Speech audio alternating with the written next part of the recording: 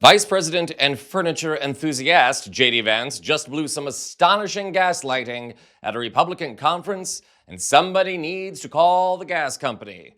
When that much toxic methane oozes out of one spot, it can be explosive. I'm David Reddish. Welcome to Occupy Democrats.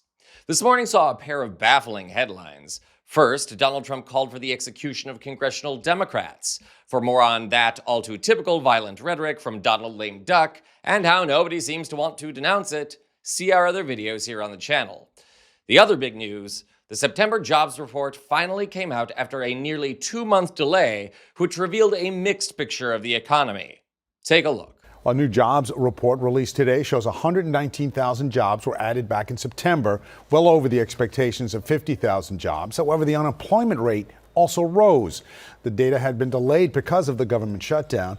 Meanwhile, a strong earnings report from the world's biggest company, Nvidia, had the market surging after opening, going up at 700 points at one point. But then, as you can see, it tanked as hopes of a rate cut seems to be in question right now. The Dow currently down 190 points. Here's ABC's Rebecca Jarvis. Stocks here on Wall Street are rallying on the heels of a better than expected jobs report. 119,000 jobs added in the month of September. That's better than what analysts were forecasting, something more like 50,000.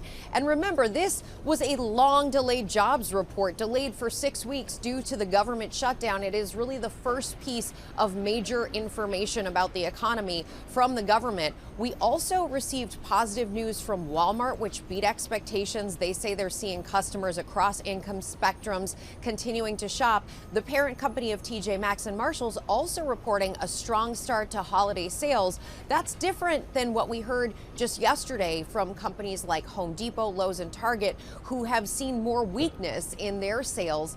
Then there's the juggernaut here. It's the tech trade. It is Nvidia, the chip maker that makes the chips that fuel artificial intelligence. That company handily beating expectations. It is trading higher today, near $5 trillion. And if it seems like rising unemployment, a booming economy, and a spike in hiring seems like a self-contradictory report, well, welcome to yet another paradox of Trump's America. And if you think it means prices are coming down and things are getting better for Americans, well, not so fast. Stay with me here. But let me break this down. The economy is only strong because major tech companies like Nvidia are posting huge earnings right now. If you take those out of the mix, it's actually pretty weak, as evidenced by the 0.4 rise in unemployment from January. It's also interesting that the Trump administration canceled the October report and will delay the November report, ostensibly due to the government shutdown, though, I don't know, maybe there's something they don't want us to know. Moving on.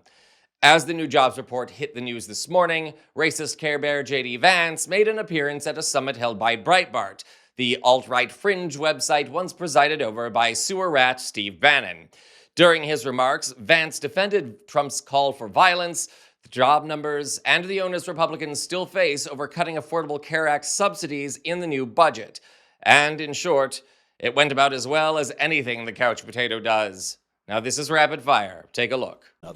And he just, he's a tough guy, but he's not a violent human. Like he's not a person, who I think understands violence at a sort of fundamental level. It's like, why don't you stop killing each other and start trading with one another? Why, rather than Russia and Ukraine killing one another, why don't they actually engage in some commerce with one another, travel between the two countries, engage in some sort of cultural exchange? That is his fundamental perspective that he takes into these things. And fundamentally, if we get more peace in the world, it's good for American workers, it's good for the American people, and the president's going to keep on pursuing peace. He's done very well so far, but he's going to keep on working at it. Yeah, so and even though we've made incredible progress, we understand that there's a lot more work to do. And the thing that I'd ask for the American people is a little bit of patience. This economy was not harmed in 10 months. It took a deliberate 4-year administration that was making life harder for everyday Americans, that was importing foreign workers instead of giving jobs to American workers, that was over-regulating, overtaxing, overspending. They were doing everything wrong. And as much progress as we've made, it's going to take a little bit of time for every American to feel that economic boom, which we really do believe is coming. We believe that we're on the front end of it, but we also recognize that we've got a lot of work to do to undo the damage that Joe Biden did to the American economy. And I think that we have a great health care plan come together. I think that it's going to get Republican and Democrat support. And I think the president, look, right now, the American people get crap health care and they pay way too much for it. You have people who are paying thousands of dollars a month in premiums for a family of 4, a family of 5, and the access to health care is really low. This system is broken. The Democrats broke it, but who cares? We're going to work together if they're willing to fix it. And the interesting thing, Matt, is, people say, and this is one of the things I love about the president, people come to the president and say, no, don't talk about health care. That's a graveyard for Republicans. Republicans always lose on health care. And the president's like, I don't care about the politics of it. This system is screwed up for the American people. We need to fix it. So let's go and do it. Politics be damned. I love that. That's leadership. And that's exactly what we should want coming from the White House. Mr. Vance.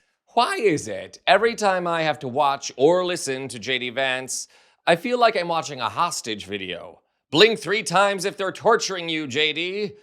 But the sad reality is, we are the people getting tortured by a mentally decaying tyrant and the 21st century equivalent of Tattoo from Fantasy Island. And if you don't get the reference, see our other videos on South Park's trolling of the Trump administration. But I digress, yet again. I warned you folks that Vance was leaking toxic vapors again as he tries to gaslight us all into thinking he and his possibly syphilitic boss are doing a good job. And it's not working. This is why Vance tops polls as the most likely next GOP presidential candidate, but it doesn't look like he can actually win. At which point he can return to his happy spot on the couch and leave the rest of us alone while we actually try to fix our nation's problems. And that can't happen soon enough. This is Occupy Democrats.